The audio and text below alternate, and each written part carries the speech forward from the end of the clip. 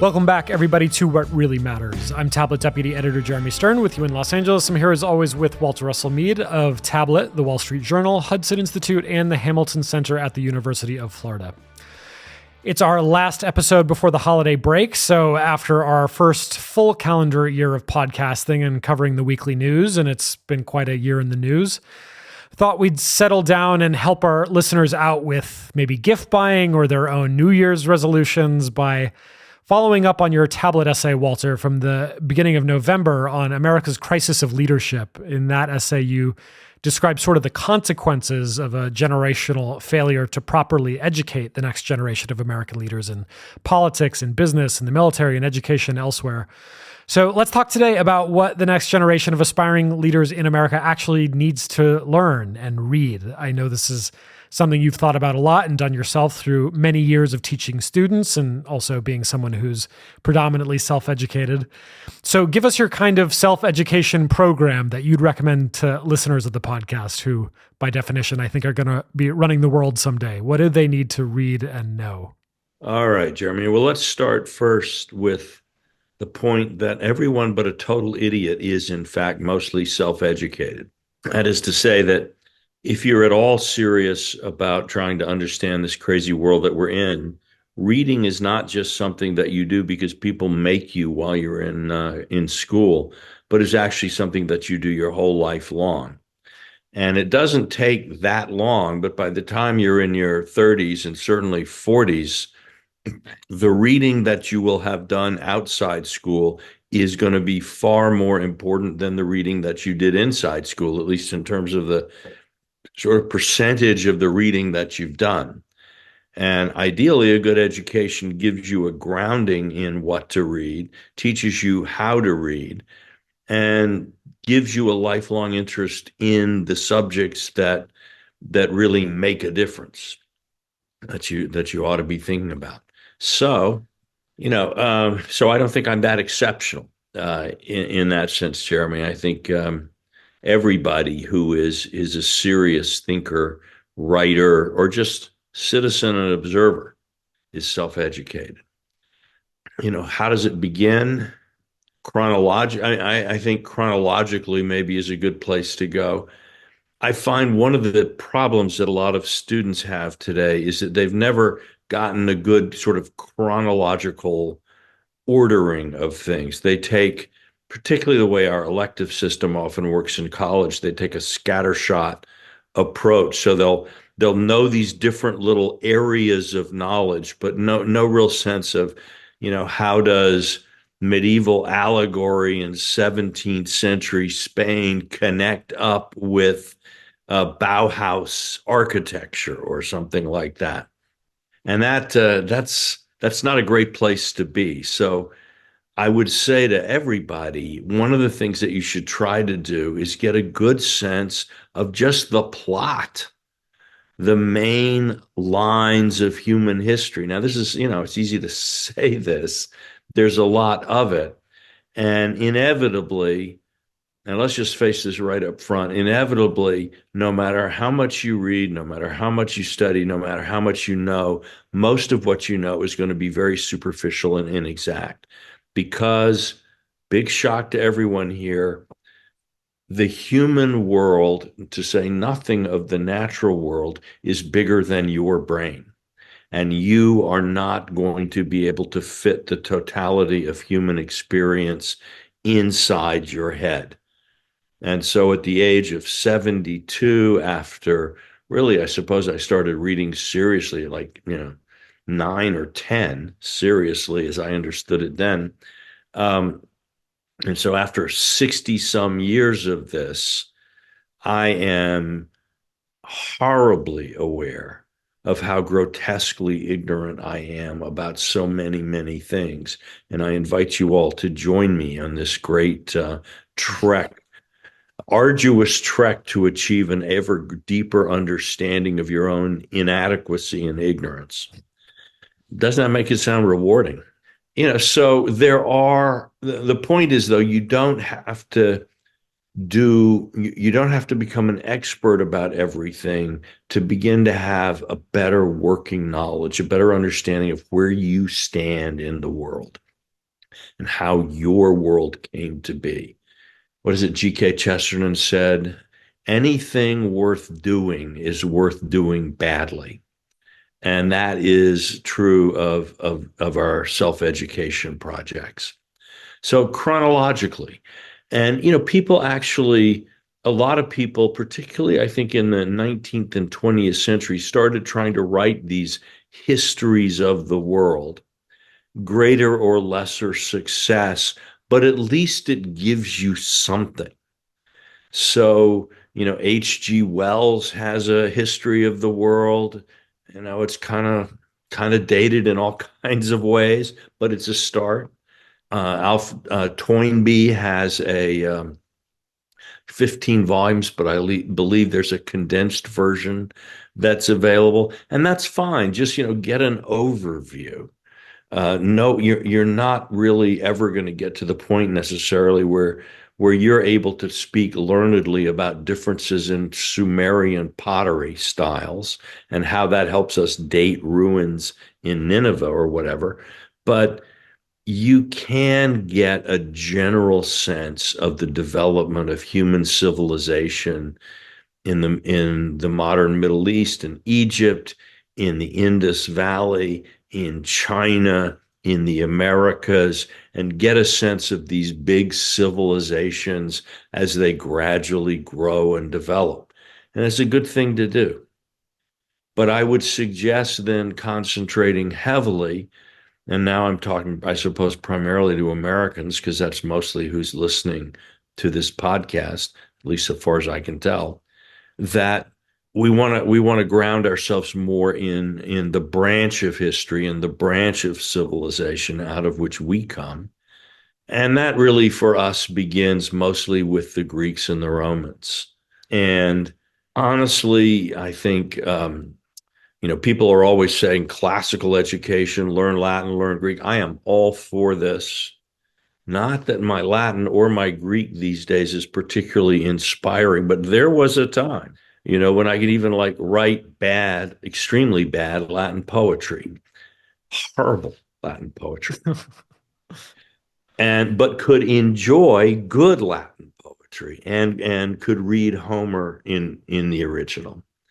And this is worth doing if you have the time. Samuel Johnson said, Greek, sir, is like lace. Every man gets as much of it as he can possibly afford. But you know what? And there are a lot of reasons why, if you are raising kids, you want them to learn at least one of these classical languages. And we could get into that maybe another time, but it's a good thing to do. But what I really want to double down on here is the history, understanding the history. I mean, we all talk about Thucydides and his history of the Peloponnesian War, Livy's history of Rome, Polybius's wonderful history of the Punic Wars, all kinds of, there really are some terrific books. And these are well worth your study. The nice thing is that thanks to the Dark Ages and the looting and the burning, there's only a limited amount of the stuff left. So while you can't master world history, and you certainly can't master like all the wonderful and very intelligent things a lot of archaeologists have been doing to supplement the written record with studies of ruins, readings of inscriptions, and stuff like that, you can actually become basically literate in the world of classical history. And I think people today, we talk a lot about, beauties of Greek architecture, the Parthenon, the wonders of Greek philosophy, Aristotle and Plato. We talk about, the math that they did is just so amazing. Pythagoras, Euclid, whoa. And it is all fabulous. And the poetry and the drama. But I think in some ways, the greatest creation of the ancient Greeks that we appreciate and value the least is history, which is itself a Greek word. And you have, in a lot of cultures, you have chronicles, people sort of making a list of things that happen. But I think the ancient Jewish culture um, with the historical books that are now in the Hebrew scriptures. Christians call it the Old Testament, and the Greek historians do something that is, to my mind, unique and astonishing. It sort of takes the narrative of past events and it does to them, what a Greek sculptor does, where suddenly you see this human figure looking at you from 2,500 years in the past, and you see it in the round. And it is an individual striking figure. You see the eye, and in many ways, the craftsmanship, even today, cannot be improved on. And this sort of eruption of grandeur and vision from that far in the past is one of the most stunning experiences I think that we can have. And Greek history is like this. It pulls together political narratives, so the different factions in Athens and Sparta, if you want to talk about Thucydides, the political struggles inside Rome, if you look at Livy and Polybius, and it gives you a sense of events, of characters. It grounds them in you. You begin to understand that every city state has its own culture and history that sets certain conditions. It creates possibilities for leadership and statesmen, but it also limits what they can accomplish in various ways.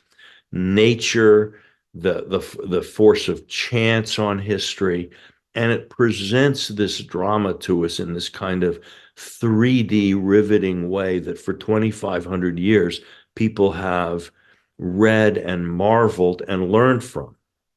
If you actually go back and you read the Federalist Papers or you read the writings of our founders, you realize they were obsessed with Greco-Roman history.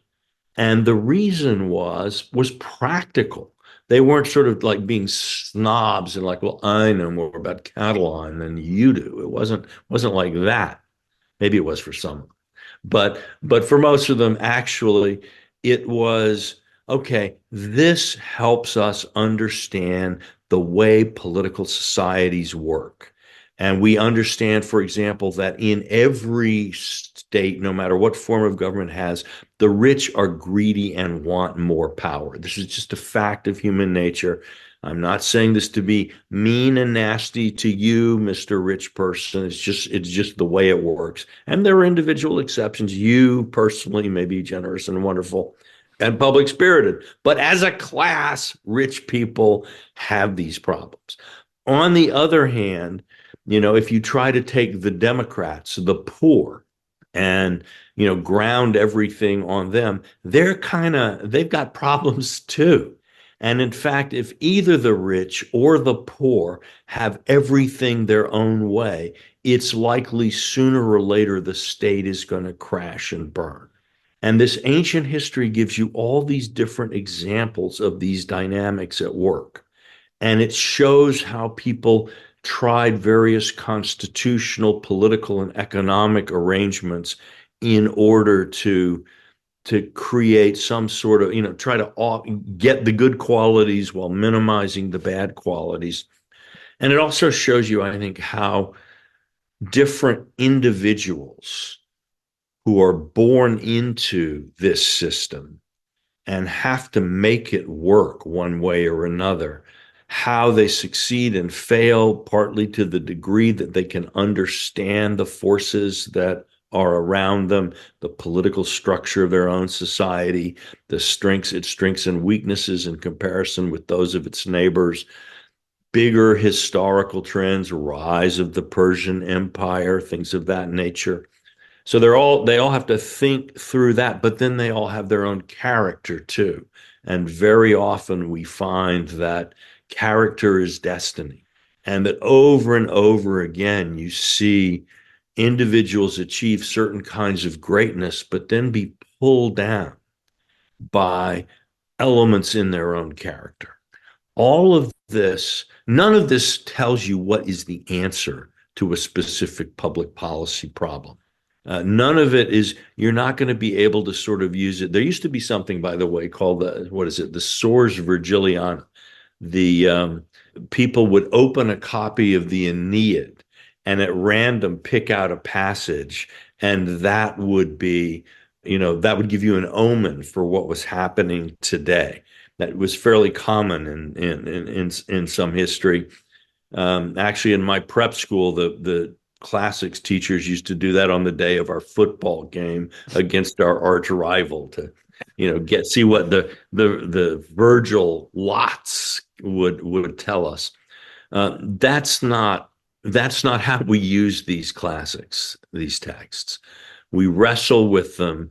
They help us see how things are going. They force us to relativize our own moral position and political position. I really want to underscore this, that what we find as we look back and look at this history is that almost never is anybody all the way right or all the way wrong. And that very often a political struggle has a tragic dimension where each side, is speaking for things that are actually true and important, but that come into conflict for various reasons, and and then the conflict can't be arbitrated successfully, but still has to be resolved. So, it's very, very difficult to have a kind of a naive self-righteousness about yourself if you are well grounded in this history. And then for understanding the history of the modern world, I mean, when I graduated college, there was still kind of a sense that, if you wanted to understand it, what you kind of needed to have a grounding in was, maybe European history between about, 1500 and 1990 or something, the politics, the social, and the economic history. Do you think that's still true? Is that still a good prism for people to understand the modern world, or have we kind of moved past that in some important way? Well, I would actually suggest, at this point, different people are going to have different needs as they try to understand history. And one thing that you find as you read a lot of history is that each generation makes its own history because each generation is facing a certain set of problems and issues.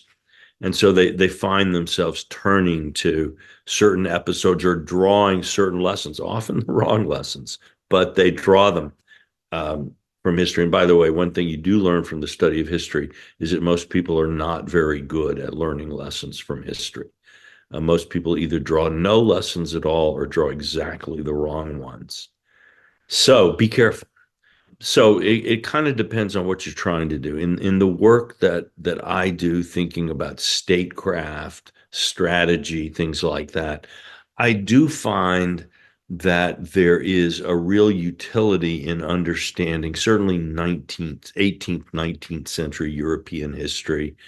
In general, I think it's useful to ground yourself in Western history, Reformation, Counter-Reformation, Renaissance, Enlightenment, this sort of thing, because they're still very much with us. And thanks to the dominance of the West in world affairs for most of the last 150 years, even societies that are, have not a lot to do with the West have been impacted by this and have found wrestling with these ideas an important part of their own local history.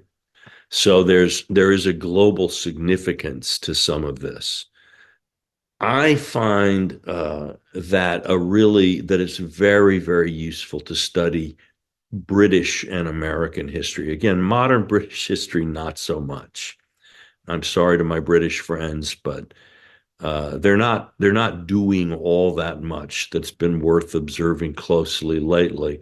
Although if you do want to study decline and what it looks like, and how it is not only a matter of international prestige, but of social cohesion, economic performance, and so on, there are rich lessons to be had there. But if you're interested in the study of power, you do want to ask yourself, why did European countries emerge out of the Middle Ages so much more powerful than everybody else when for most of history they hadn't been?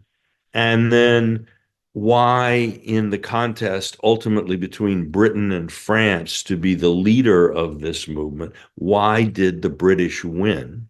How does that shape the emergence of the United States and the sort of context in which our country kind of has entered global affairs? So, and it's a mix of the politics, the economics, the culture.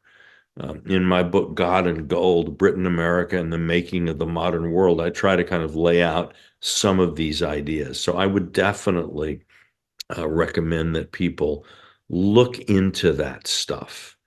It really used to be up until, gosh, the 1950s or so, that any educated American would be pretty deeply versed in British history. And you go back and you read some of the speeches and pamphleteering in the Civil War, both the North and the South were using things like the English Civil War and examples from British history to make their points about who was right and who was wrong in the crises of the 1850s and 60s. So if you even want to understand the United States, you actually do need to understand, I think, a good deal more about British history than most of us learn in school. So I would definitely recommend that. If you're interested in studying international power and statecraft, you really do want to try to sort of understand the European state system and competitive system as it emerges. Ideally you would go back into pretty early modern history with this, but you should certainly understand the Napoleonic Wars, the settlement of the Napoleonic Wars. And then this, I think, is really important for people now, where the information revolution is ripping through society after society and kind of overturning our domestic assumptions and domestic institutions, even as it's also throwing the international system into disarray. Watching and learning from how the Industrial Revolution revolutionizes the balance of power, the distribution of power, changes ideologies, changes in challenges and changes institutions across the sweep of Europe in the 19th century and 20th century, giving rise to things like socialism and fascism, as well as a kind of modern industrial democracy that many Americans and Europeans thought was the end of history not so very long ago. So getting a sense of the diplomacy of those eras, looking at the diplomacy around the start of World War I is certainly something that is of interest to people trying to wrap their heads around the competitions for power today. Thinking about how and why the world failed to find some kind of stable footing after World War I, but what the Americans tried to do after World War II and why that, at least for a long time, worked better.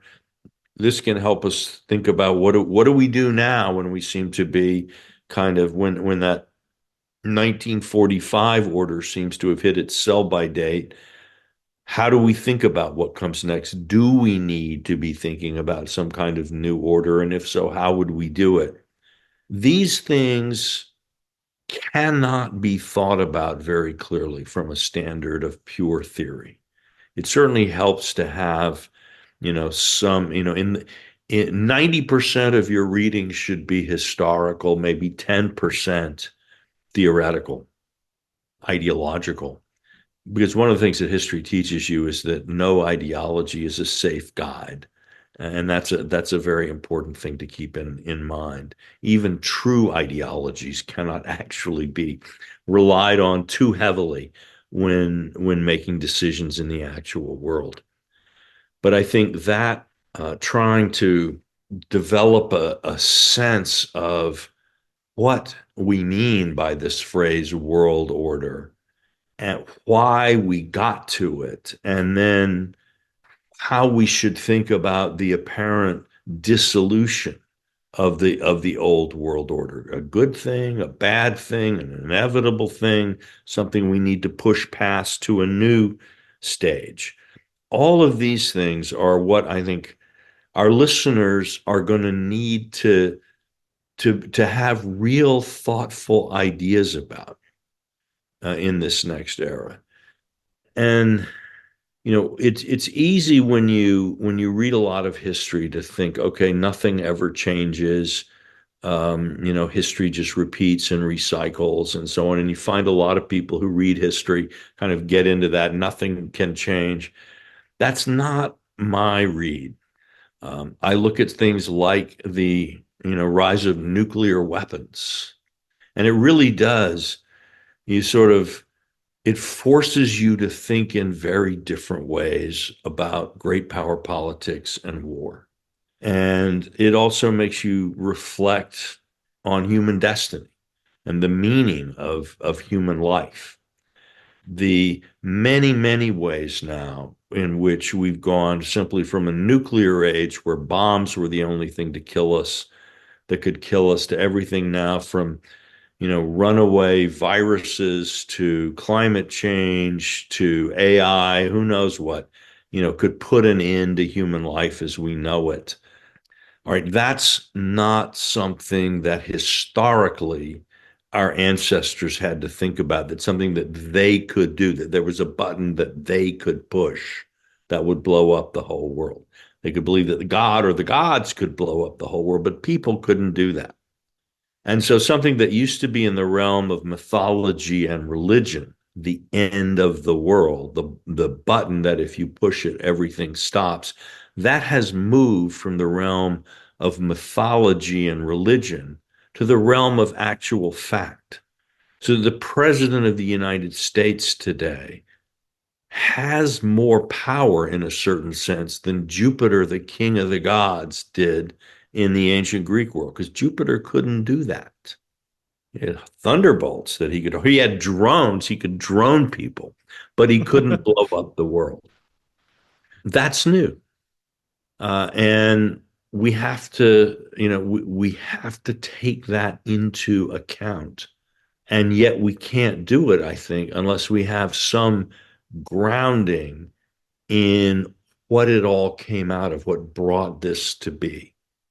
One final question. What outside of straight traditional history has helped you understand these questions of international politics and power most? Philosophers, fiction writers, anything like that? Oh, after the historians, no doubt it's the novelists and the dramatists. They are so much better than the political theorists at illuminating the human condition. Now, this may just be the way my mind works. So if your mind works a different way, please don't assume that I'm just dissing you and so on and so forth. Different people approach the world through different lenses, and I can only talk about, how it looks to me. And I am perfectly ready to be instructed by somebody who looks through different lenses and sees things differently. But if you ask me, I'm going to say that the great novelists and the great playwrights really take us into the human condition. Shakespeare's history plays are actually magnificent meditations on power. And let's not forget that many of these would have been performed before the court, before the king, but Queen Elizabeth and King James I, in an era when if you got this stuff wrong, your head would be chopped off. So these are, these plays were things that people in politics really looked at. And I think they survived because people in politics found them unforgettably insightful. Great novels can not only sort of take you into the mind of a particular author, but can help you understand. You to read Thomas Mann is to kind of see what one writer has called the inscape, the inner landscape of Germany. And in the same way, you read French novels, Russian novels, British English novels, And you realize that you're not just seeing different sensibilities, individual sensibilities, male, female, rich, poor, whatever, young, old, but you are seeing sensibilities shaped by a specific culture. So this is something that, again, and one can take this all the way back to sort of Homer and see it.